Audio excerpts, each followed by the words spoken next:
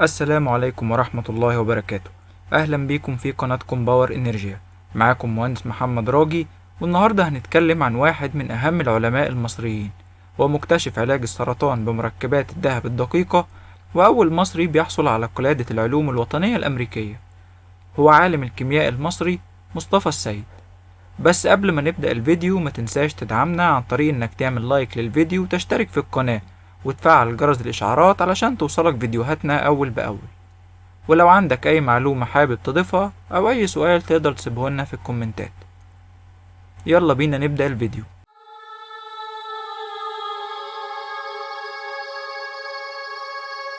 اتولد مصطفى عمرو السيد في يوم 8 مايو سنة 1933 في مدينة أبو كبير بمحافظة الشرقية، والتحق بكلية العلوم جامعة عين شمس سنة 1949، وتخرج منها أول دفعته في سنة 1953، وتعين معيد بكلية العلوم جامعة عين شمس.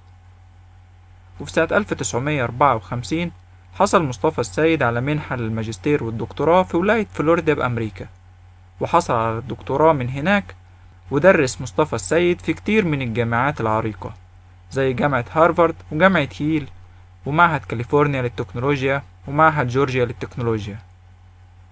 والدكتور مصطفى السيد أبحاث كتيرة في مجالات الكيمياء والفيزياء، فعمل أبحاث عن استخدام التحليل الطيفي للليزر الثابت، وأبحاث عن نقل وتحويل الطاقة في الجزيئات وفي المواد الصلبة وفي التمثيل الضوئي.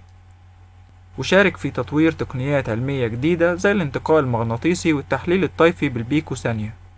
ده غير إن ليه أبحاث كتيرة جدا في مجال النانو تكنولوجي واستخداماتها. والدكتور مصطفى السيد قاعدة مثبتة باسمه، وهي قاعدة السيد أو قاعدة التحليل الطيفي. والقاعدة دي عبارة عن عملية فيزيائية ضوئية تتضمن انتقال بدون إشعاع متساوي للطاقة بين حالتين إلكترونين ليهم مضاعفات مختلفة. وقاعدة السيد دي بتنص على إن معدل عبور كتلة النظام بيكون كبير نسبيا إذا كان الانتقال بدون إشعاع، وبيتضمن تغيير في النوع المداري الجزيئي.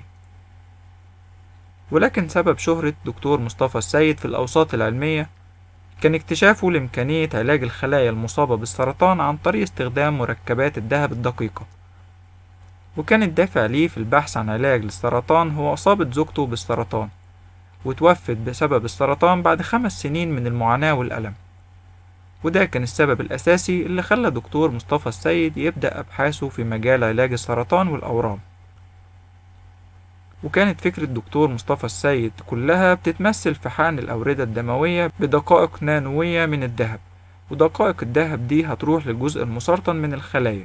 مع تسليط الضوء على دقائق الذهب هتتولد حرارة كافية إنها تموت الخلايا السرطانية.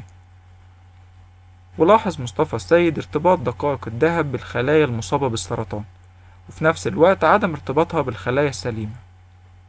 وبسبب دوره وأبحاثه في مجالات تقنية النانو وعلاج السرطان باستخدام دقائق الذهب، تكرم مصطفى السيد وحصل في يوم 29 سبتمبر سنة 2008 على قلادة العلوم الوطنية الأمريكية، والقلادة دي بتعتبر أعلى وسام علمي في أمريكا.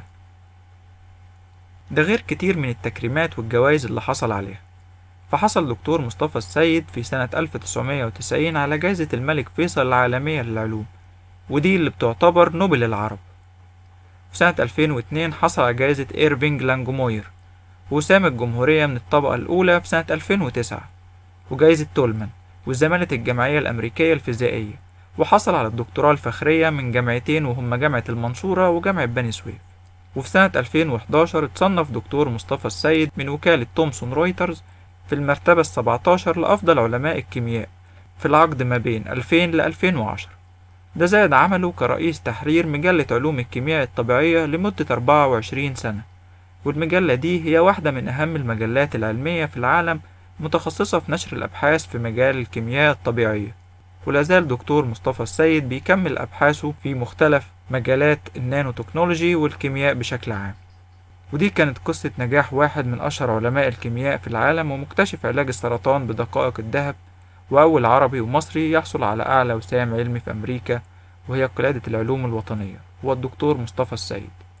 لو عجبك الفيديو ما تنساش تعمل لايك للقناة وتفعل جرس الإشعارات علشان توصلك فيديوهاتنا أول بأول، ولو عندك أي سؤال أو أي معلومة حابب إنك تضيفها تقدر تسيبها لنا في الكومنتات.